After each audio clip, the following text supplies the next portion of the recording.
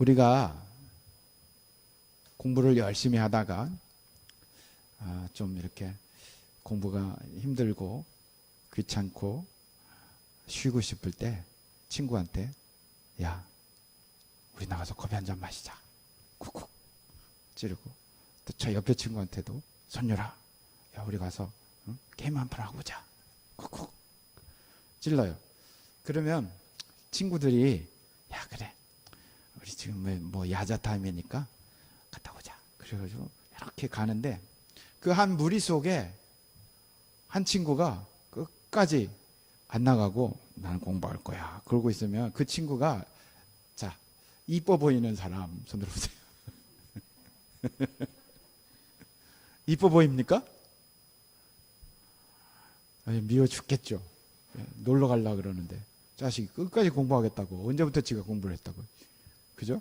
가라 그러면 가야 되는데.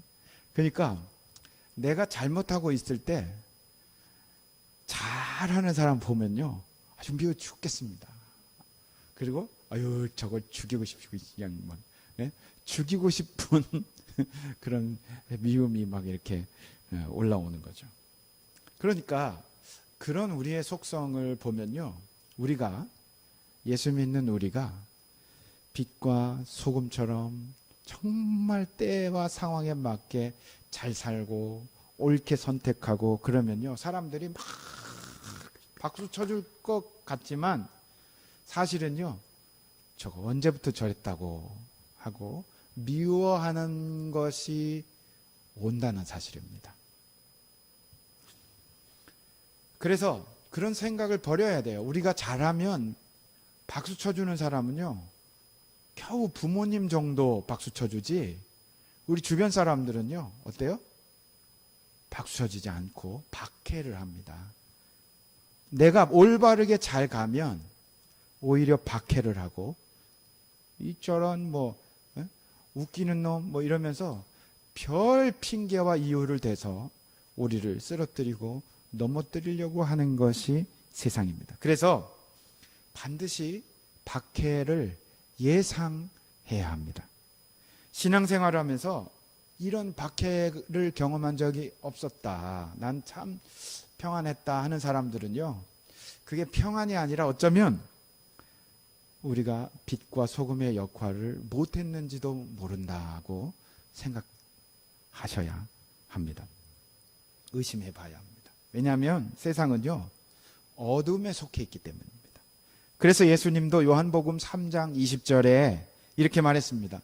악한 일을 저지르는 사람은 누구나 빛을 미워하며 빛으로 나오지 않는다. 그것은 자기 행위가 드러날까 봐 두려워하기 때문이다. 이렇게 예수님 말씀하셨습니다. 요즘 아프가니스탄의 탈레반 정권에서 그 탈레반이 무장 세력으로 아프가니스탄 정부를 무너뜨리고 그들의 정권을 차지했습니다.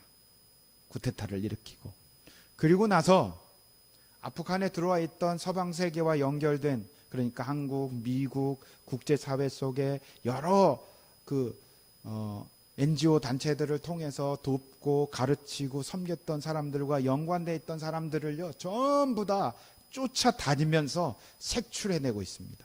그리고 계속 뉴스 나오는데요, 색출에다가 도망간다 그러면요 그 자리에서 총을 쏴서 며칠 전에도 7명이 죽었네, 20명이 죽었네, 지금 계속 뉴스가 오고 있고, 그리고 그 중에서 우리나라의 377명을 긴급히 군 항공기를 통해서 그들을 한국으로 데려와서 충북 진천에 있는 공무원 연수원이라는 곳에 그들을 안전하게 지금 데려와서 놓고 있습니다.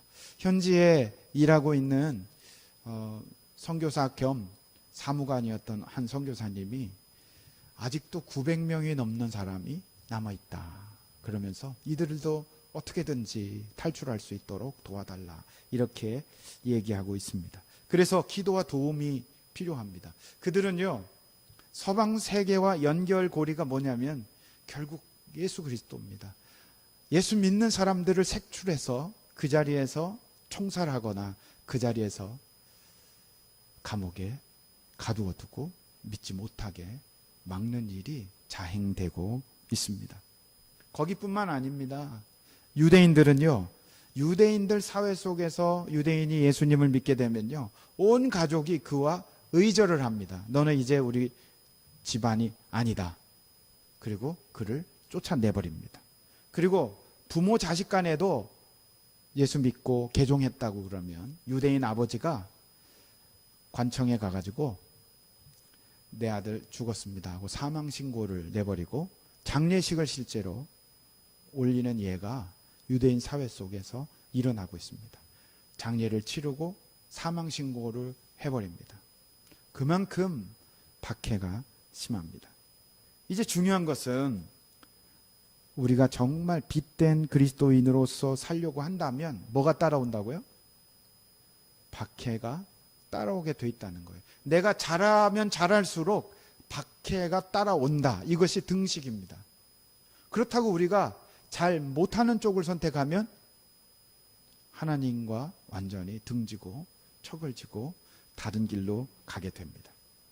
미국이나 한국에서도 박해가 있을까 생각하지만 미국이나 한국에서도 제대로 예수 믿고 제대로 믿음 생활을 하려고 하면요, 박해가 따라오게 되어 있습니다. 대학교에만 가보십시오. 미국 대학이나 한국 대학이나 대학에 가면요, 진화론이 기본입니다. 진화론이 무슨 진리나 되는 것처럼 진화론을 중심으로 가르치고 진화론을 중심으로 여러 가지 학을 올려놓습니다.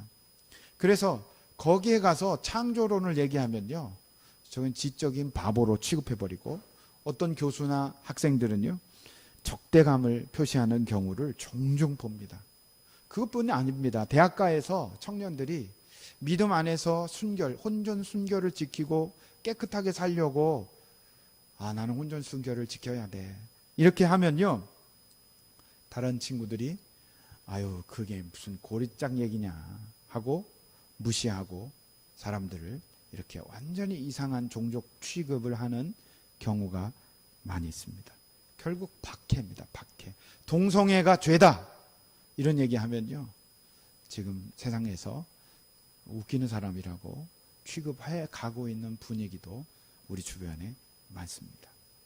그래서 결국 우리가 예수님을 잘 믿으려 그러면요, 제대로 옳게 바르게 살아가면 박해는 당연히 따라온다.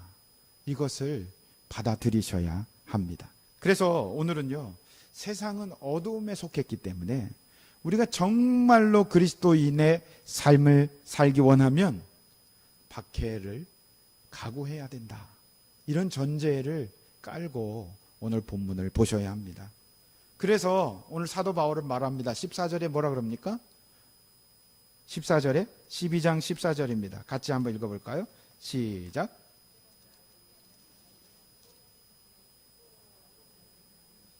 네, 사도 바울은 예수 믿고 변화되고 구원받은 우리들에게 박해받을 때 어떻게 할지를 이야기하고 있습니다.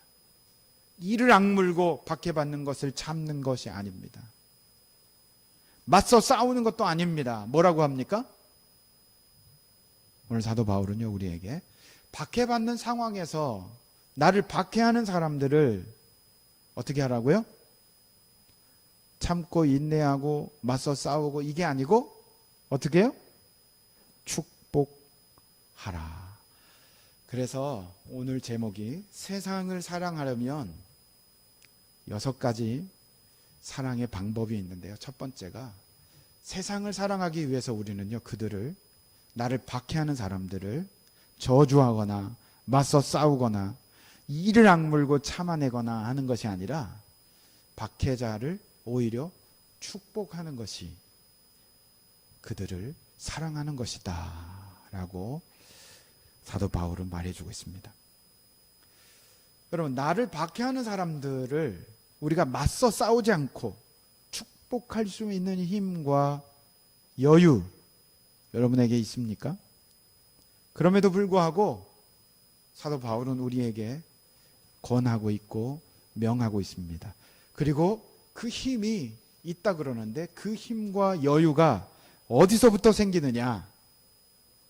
여러분, 하나님이 아무리 세상에서 하나님의 자녀를 박해해도 우리가 하나님의 보호 가운데 머물 수 있다면요, 박해자가 아무리 무섭고 강할지라도 결코 해를 끼칠 수가 없다는 사실입니다.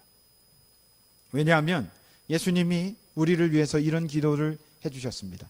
요한복음 15장 19절에서 제자들에게 박해가 있을 것을 예상하시면서 예수님이 이야기를 이렇게 시작하셨습니다. 너희가 세상에 속하여 있다면 세상이 너희를 자기 것으로 여겨 사랑할 것이다.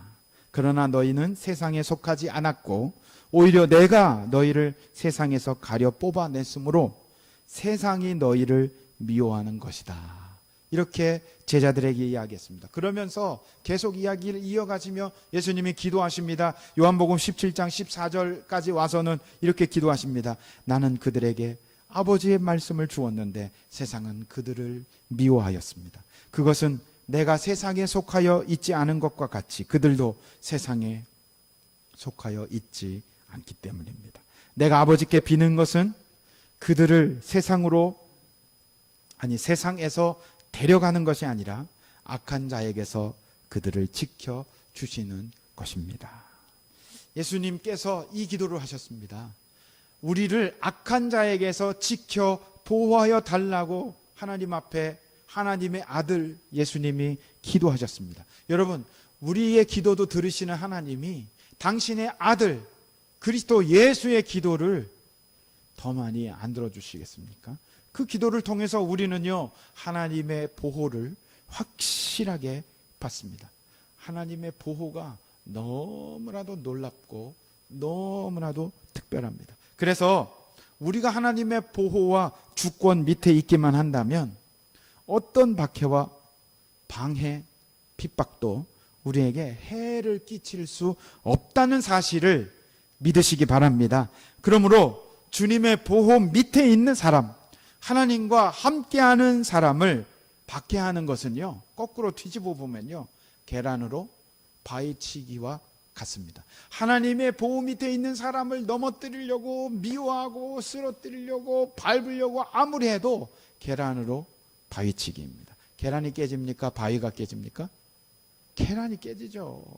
바위는 아무런 손상이 없습니다. 하나님의 보호 밑에 있는 사람에게는 아무런 해가 되지 않기 때문입니다.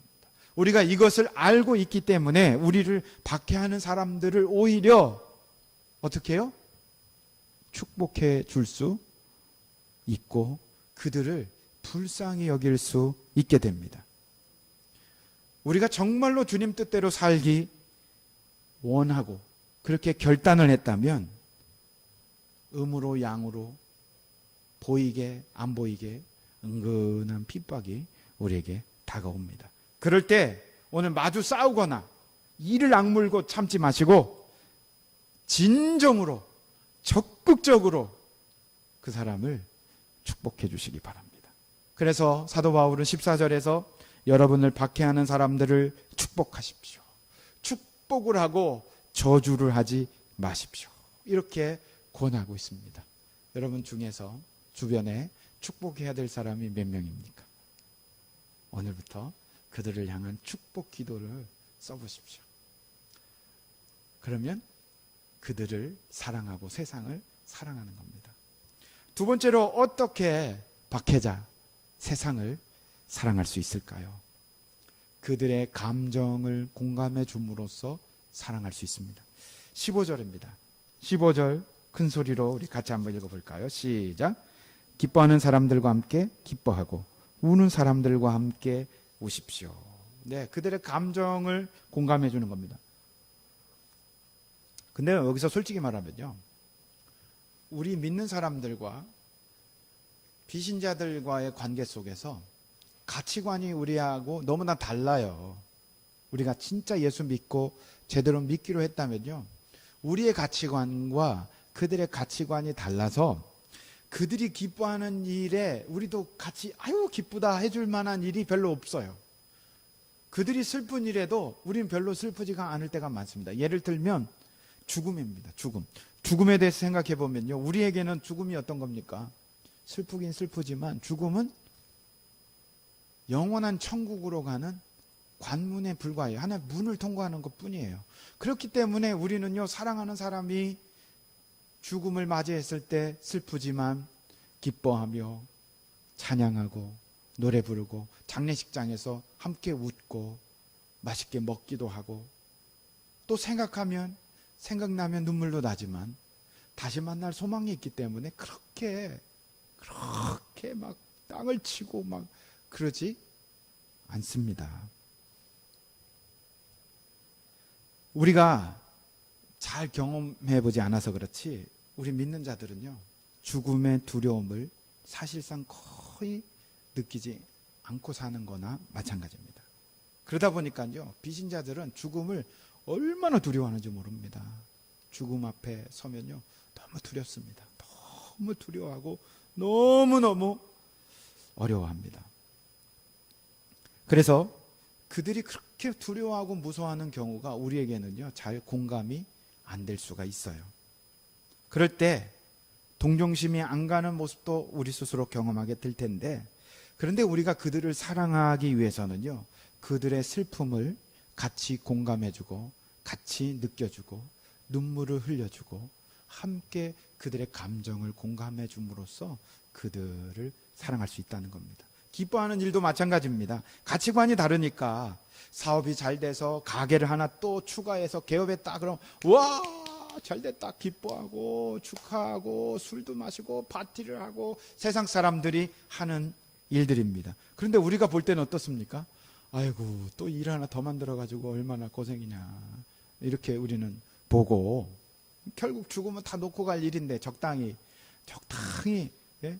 먹을 만큼 하고, 그리고 하나님이 하시도록 뭘 원하는지 이렇게 봐야 될 텐데 자꾸만 확장하고 늘리고 막 이렇게 나가면 우리는요, 저렇게 빚을 많이 내가지고 어떻게 저렇게 평안히 살 수 있을까, 우리는 오히려 걱정스럽고 염려가 되는 면이 있거든요. 그래서 그들의 기쁨이 공감이 안 됩니다. 진정으로 기뻐해 주기가 어렵습니다. 간혹 어떤 사람은 배가 아파서 기뻐해 줄 수도 없는 경우도 있겠죠. 그런데 기본적으로는요, 우리의 가치관이 다르니까 세상에서 상을 받고 잘 된다 해도 그 일을 마냥 기뻐해 주지 않는, 이렇게 공감이 안 되는 면이 있습니다. 그러나 성경에서는요, 기뻐하는 자와 함께 기뻐하고, 여러분 자녀를 대할 때 이런 마음입니다. 자녀가 아주 어린데 그림을 그냥 막 대충 그렸는데 선생님이 아유 참 잘했습니다 도장 받았다고 막 엄마 나 그림 그렸는데 이랬다고 그러면서 엄마한테 얘기하니까 아이고야 우리 아들 그림을 이렇게 잘 그렸네 화가 내 완전히 막 띄워주고 칭찬하고 기뻐해 주잖아요. 이런 마음처럼 우리가 세상을 사랑할 때 그들의 감정을 공감해주고 기뻐하는 그런 모습과 같다는 겁니다. 또 어린 딸이 진짜 아끼는 물건을 잃어버렸는데 부모가 그거 사주면 되죠. 똑같은 거 또 사주면 되죠. 그렇지만 그 딸이 그 잃어버린 거에 대해서 막 울고 그러면 아이고 같이 울어줄 수 있는 마음, 부모니까 사랑하니까 아이고 얼마나 마음이 아프냐 그 소중한 거를. 그래서 사주면 되지만 먼저 그 마음을 공감해주고 그 슬프고 안타까운 마음에 마음이 아프구나 하고 같이 찾아보고 울어줄 수 있는 그런 마음의 여유를 갖는 건 그를 사랑하기 때문이거든요.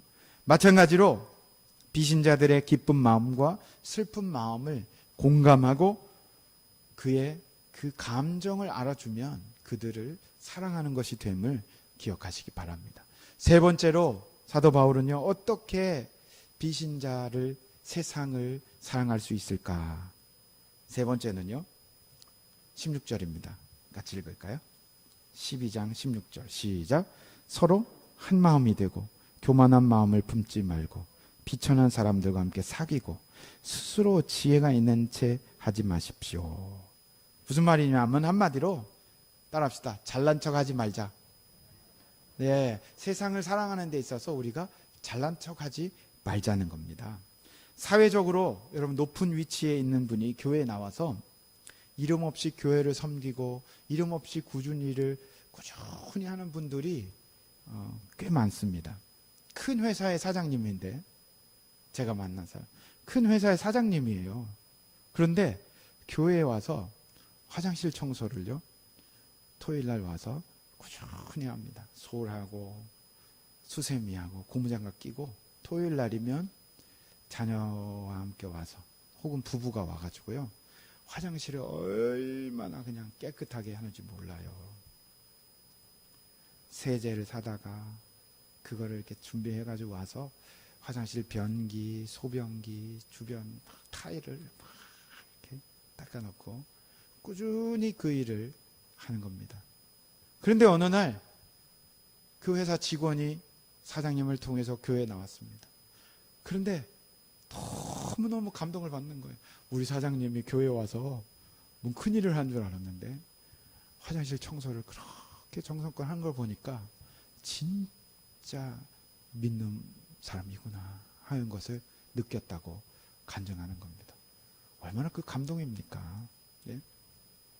교회에서는 잘 알려지지 않았다가 직원이나 지인분들이 그것을 보고는 은혜 받고 예수 믿고 변화되고 오는 사람들이 많습니다. 사회적으로 여러분 신분이 높거나 아주 고소득에 있는 사람들은, 그런데 그들 대부분 어떻습니까? 교회 와서도 뽕이 들어가 있고, 그죠? 좋은 차, 고급차 타고 와가지고 기스 날까봐 막 이러고 멀리 차를 세우고, 그런 사람들이 너무나 사실은 많거든요. 그렇지만 어떻게 해요? 잘난 척하지 않는 것이 세상을 사랑하는 방법이라고 이야기합니다. 여러분, 어떻게 우리가 우월감을 갖지 않고 진정으로 하나 되는 것이 참 중요한데, 그들보다 우월하다는 생각 없이 그들을 섬기고 사랑하고 나아갈 수 있을까?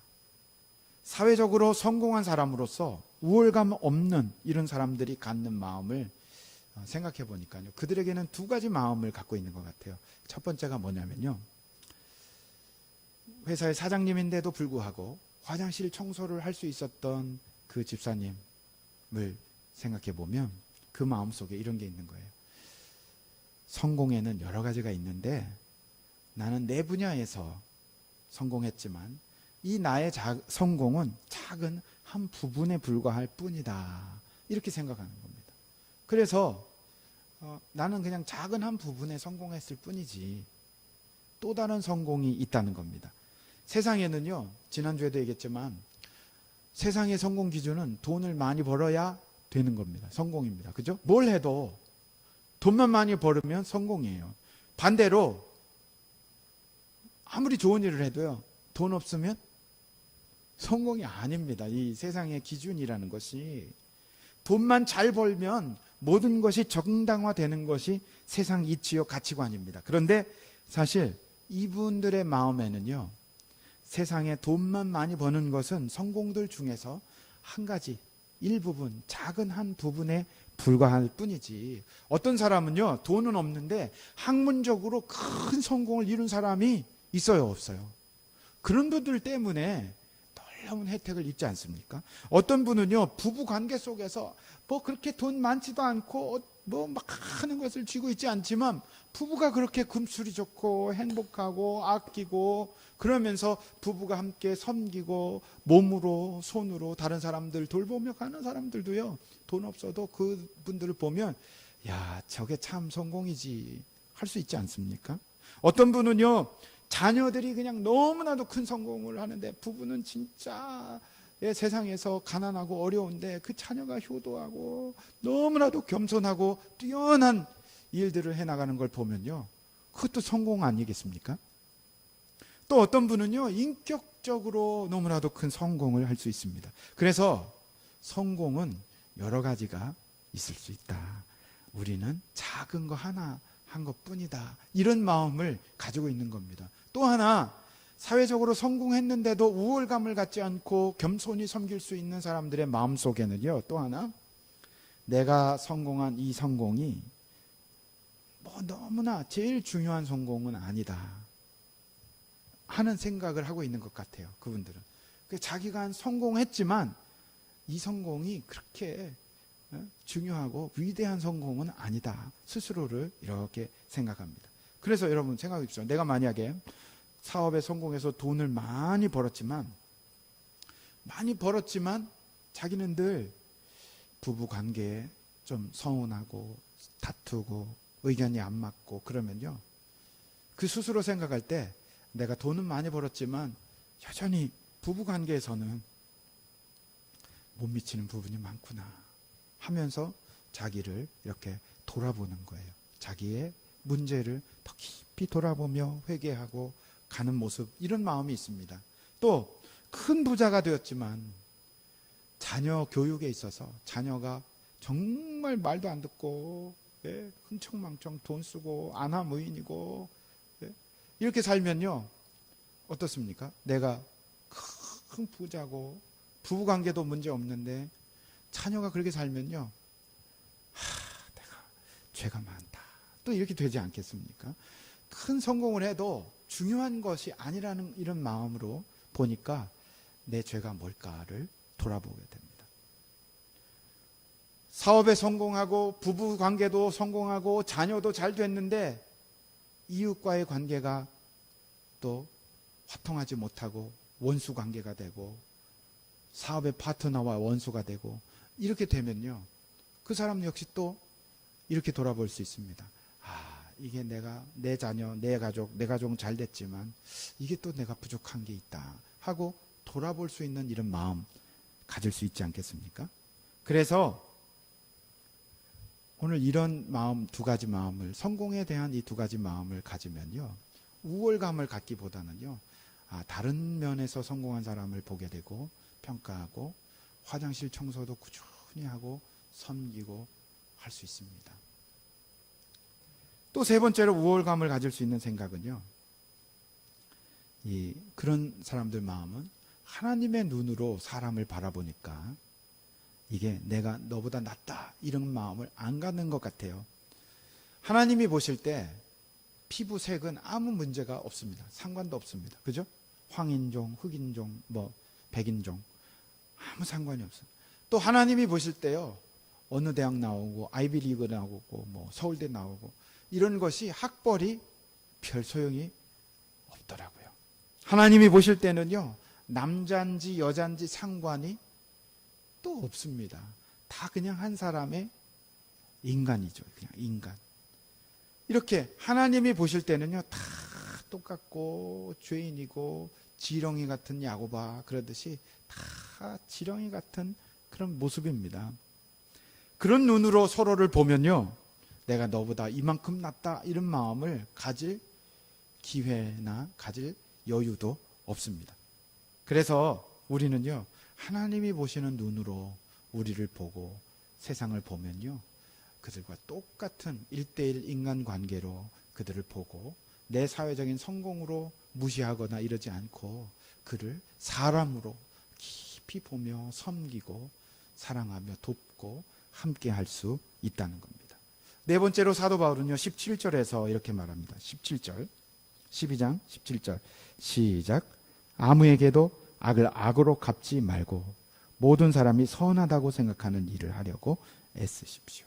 뭐냐면 여기에서 네 번째로 세상을 사랑하는 방법에서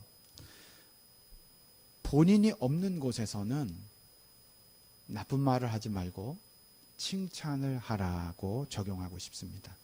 이 말씀을 묵상하면서 악을 악으로, 그리고 선을, 모든 사람이 선하다고 생각하는 일을 하려고 애쓰십시오 그랬는데, 이거를 우리가 생활하는 말, 언어 생활을 적용하며 생각해 보았습니다. 악과 선을 우리가 말하는 것에 적용해 보니까요, 우리는 자주 성도들인데도 어떻습니까?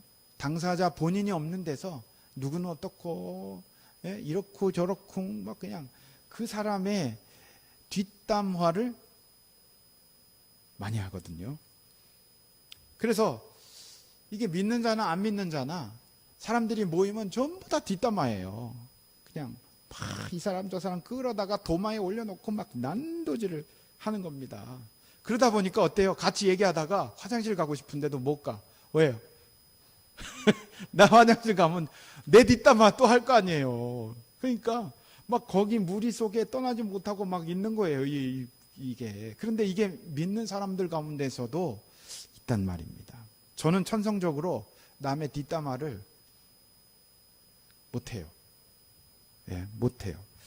왜 이런 것이 싫은가 하고 생각해 보니까 제가 우리 아버지를 닮았어요. 우리 아버지께 물려받았어요. 왜요? 우리 아버지는요, 말이 없어요. 주도적으로 누가 어떠니 저떠니 어디 모임에 가도요, 아마 평생에 못 해봤을 거예요. 한마디도 주장하거나 말을 안 하셔요. 언제나 아무 말 없이 당신과 관련된 일 아니면요, 안 해요.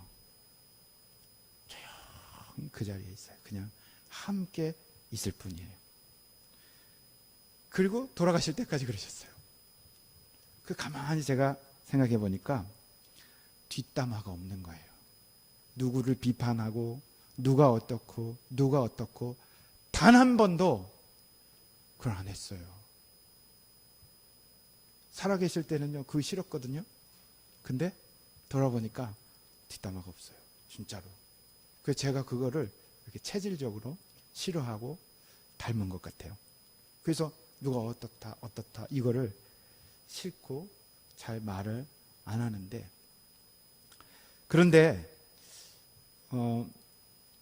그 사람을 좋은 점을 찾아서 이야기하고 어떤 자리에도 그 사람의 좋은 점, 긍정적인 면을 얘기하다 보니까 자꾸 이렇게 안 맞습니다. 안 맞아. 그러다 보니까 말을 많이 못하게 되고 잘 이렇게 얘기를 안 하게 됩니다. 성도들도 여러분 부정적인 이야기를 하려면요, 오늘 말씀처럼 꾹 참고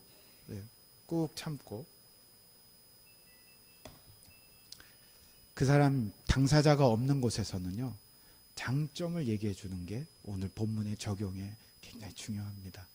그 사람이 단점이 많더라도 자리에 없으면 그 사람에 대한 장점을 찾아서 이렇게 해줘서 이렇게 참 좋더라, 장점을 얘기해 주는 것이 모든 일에 선을 행하는 것이라고 적용해 보고 싶습니다. 비신자들은요, 정말 만나면요, 그냥 처음부터 끝까지 막 누구나 어떻고 그냥 이런 얘기에 있다 보니까 저는 그런 사이에 가면요, 할 말이 없어요. 진짜로. 동의할 수도 없고 할 말도 없고 참 불편하지만 그냥 이렇게 같이 있어주고 들어주고 그냥 그러는 것. 그리고 잊어버리기가 이렇게 씻어내고 잊어버리는 게 단데, 우리 성도들은 그 당사자 본인이 없는 곳에서는요, 칭찬을 해주기로 작정하시기 바랍니다. 그래서 좋은 면을 찾아서 칭찬해주고 장점을 얘기해주는 습관이 필요합니다. 부정적이고 지적하는 것은요, 당사자가 있는 앞에서 또 1대1로 그에게 진짜로 조언해주고 그거를 고쳤으면 좋겠다, 이야기할 수 있도록 하는 것이 네 번째입니다. 다섯 번째로 세상을 어떻게 사랑할까? 자기가 빚진 자처럼 대하는 것이 세상을 사랑하는 것이라고 바울은 말해줍니다. 18절입니다. 시작. 여러분 쪽에서 할 수 있는 대로 모든 사람과 더불어 화평하게 지내십시오. 모든 사람들과 더불어 화평하게 지내려면 어떻게 합니까? 우리는요, 모든 사람에게 복음의 빚진 자라는 마음을 가지면 할 수 있습니다. 왜요? 윗집에서 층간소음을 그냥 너무나 많이 내고 있어요. 어떻게 합니까? 쫓아 올라가서 시끄러워. 그런데 이제 그 사람에게 내가 복음을 전하려고 해. 어제는 시끄러워 이렇게 올라가가지고 오늘은 예수 믿으세요 할 수 있겠습니까? 네? 그러니까 내가 피해를 당하는 것 같아도 빚진 자의 마음을 가지면요, 내가 언젠가는 그에게 복음을 전해야 되니까 그거를 참아주는 태도를 가질 수 있습니다.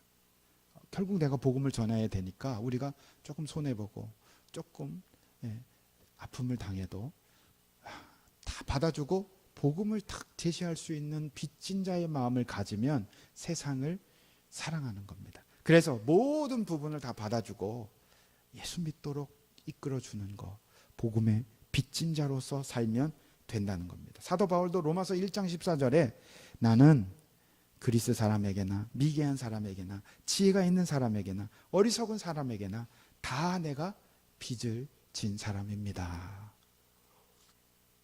이런 빚진 기분으로 삶을 살면 사도 바울처럼 될 수 있습니다. 여러분, 빚진 자로 사는 게 얼마나 처량합니까? 그죠? 빚진 마음. 그렇지만 복음의 빚을 진 것처럼, 그에게 뭔가 약점 잡힌 것처럼 살지만 결정적인 순간에 예수님을 탁 증거하고 복음으로 이끌어가는 이 모습이 진짜 그를 사랑하는 것이라고 할 수 있습니다. 그러므로 여러분, 화평을 위해서 이렇게 집안의 평화를 위해서 오늘은 교회를 쉬어야 되겠다.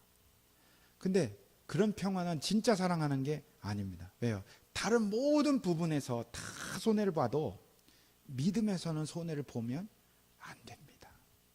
그래서 제사도 마찬가지예요. 며느리 입장에서 시댁 제사를 지내러 가는데 갈등이 얼마나 많습니까? 그러나 빚진 자의 심정으로 내가 결국은 복음 전해야 되니까 각을 세우면 안 되고, 또 절을 할 수 없으나 음식을 준비하는데 남들보다도 더 많이 일찍 가서 해줄 것 다 해주고, 그 다음에 어머님 저는 친정이 믿는 집이고 그래서 절을 못해요, 이렇게 해서 다 해주고 절은 못해요, 이렇게 해서 싹 지혜롭게 빠질 수 있는 마음, 진짜 중요한 것을 놓치지 않고 믿음을 딱 쥐고 나머지는 다 손해보고, 그러면 빚진 자의 마음으로 그들을 진짜 사랑할 수 있습니다. 그런데 남편이 싫어한다고 교회에 그냥 이렇게 빠지기가 쉬우면 안 된다는 거예요. 다른 부분에서 충분히 더 많이 해주고, 모든 부분에서 선을 행해주고, 그리고 믿음에서는 강하게 분명하게 세워가야 그를 진짜로 사랑하는 겁니다. 그래야 구원으로 이끌 수 있고, 그래야 그 가정을 완전히 뒤집어 살려낼 수 있는 그 기틀을 딱 쥐는 것입니다. 그러나 여기에 한계점은 있습니다. 뭐냐면 오늘 보십시오. 18절에 여러분 쪽에서 할 수 있는 대로 그랬거든요. 뭐냐면 우리가 할 수 있는 만큼, 우리가 아무리 화평하려고 해도 상대방이 안 받아주거나 상대방이 계속 거절하면요 안 되잖아요.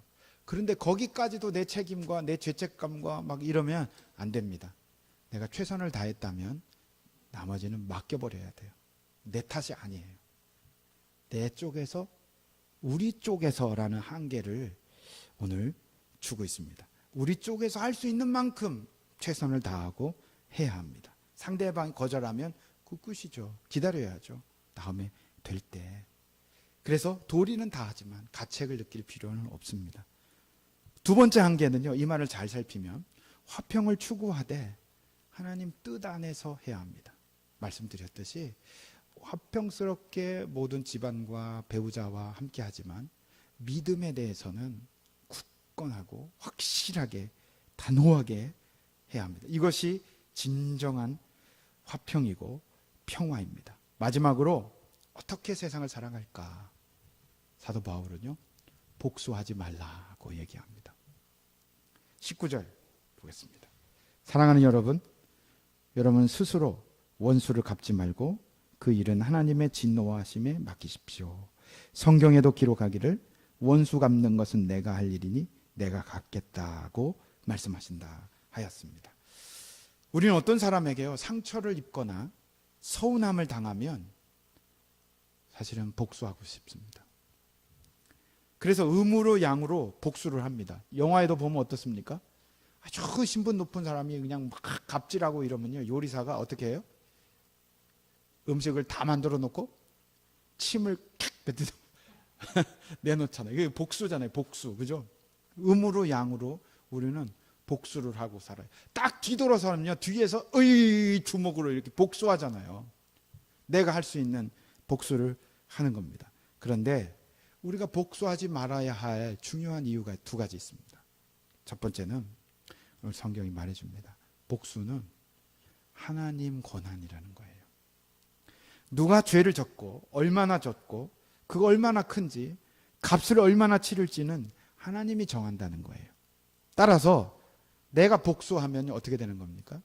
하나님이 할 일을 내가 월권하는 거예요. 복수는 하나님 것이니까 완전히 하나님께 맡기라고 오늘 이야기합니다. 그래서 우리가 하나님 노릇하지 않고 나는 내 할 일 하는 거예요. 그런데 어이구 이게 아니고 억울한 일 당하면 박해는 당연히 받는 거지 하고 딱 받고 멈추고 돌아서면 복수는 하나님이 다 해줍니다. 두 번째로 복수를 하지 말아야 될 이유는요, 복수를 하면요 복수가 돌아옵니다. 중국 영화 보십시오. 누가 선인지 악인지 몰라요. 저 사람이 우리 아버지를 죽였으니까 내가 죽이려고 가니까, 그래 죽였는데 보니까 그 사람 아들이 또 나를 죽이러 오고 이렇게 되거든요. 복수는 복수를 낳습니다. 끊임없이 복수가 났고 갚아주고, 그러면서 영화를 보십시오. 그 복수하느라고 결국 그냥 막 끝까지 가서 그렇게 끝내지 않습니까?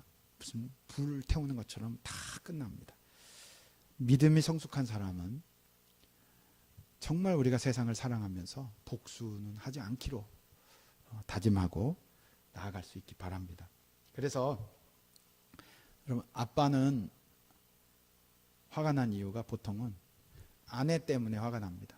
그죠? 자식 때문에 화가 나는 게 아니고요, 마누라 때문에 화가 납니다. 근데 마누라는요 자식들 때문에 화가 나요. 막 그래가지고 이게 가요. 근데 자식들은 또 막내 동생 때문에 화가 납니다. 저놈 새끼가 그냥 막 이러고. 근데 막내 동생은요 아빠 때문에 화가 나는 거예요. 아빠가 뭐 해달라 그러는데 안 해주고, 이게 돌아가요 이렇게. 그래서 아빠는 마누라는 자식들, 자식들은 동생들, 동생들은 또 이렇게 가다가 또 막 이게 그냥 계속 계속 도는데 누가 멈춰야 됩니까? 누가? 믿음이 성숙한 사람이 손해보고 멈춰야 합니다. 어떻게 해요? 악에게 지지 말고 선으로 악을 갚아줘야 합니다. 선으로 악을 이기는 사람이 있어야 그 사이클이 멈춥니다. 서로 물고 늘어지고 가면요 멈추지 않고 계속 갑니다. 그러면서 20절에 다시 말합니다. 20절 읽을까요? 시작. 내 원수가 줄이거든 먹을 것을 주고 그가 목말라 하거든 마실 것을 주어라. 그렇게 하는 것은 네가 그 머리 위에다가 숯불을 쌓는 셈이 될 것이다. 머리에 숯불을 쌓으면요 온통 얼굴이 후끈후끈 뜨거워질 거 아닙니까? 무슨 말이냐면 얼굴이 벌겋게, 얼굴이 뜨뜻하게 부끄럽게 만들어주게 될 거다. 세상 사람들은요 사랑할 능력이 없습니다. 그래서 악을 선으로 갚아서 상대로 하여금 부끄럽게 하여 회개할 기회를 주어야 한다는 것입니다. 그러므로 세상 사람들에게는요 사랑을 기대하지 마시고 우리가 세상을 사랑하는 사람 되시기 바랍니다. 왜냐하면요 우리에게는 성령님이 계시기 때문입니다. 성령님이 계셔서 우리에게 새로운 욕구와 새로운 능력을 성령님이 주시기 때문에 우리 힘이 아니라 성령님의 능력으로 사랑할 수 있습니다. 그러므로 악으로 갚지 마시고 선으로 악을 이겨내십시오. 독한 말을 들어도 어떻게 해요? 축복해 주는 겁니다. 가슴을 찌르는 말을 들어도 그들을 축복해 줄 수 있는 마음을 준비하면서 세상을 사랑할 수 있는 저와 여러분이 되시기를 주의 이름으로 축원합니다. 기도하겠습니다. 하나님 아버지,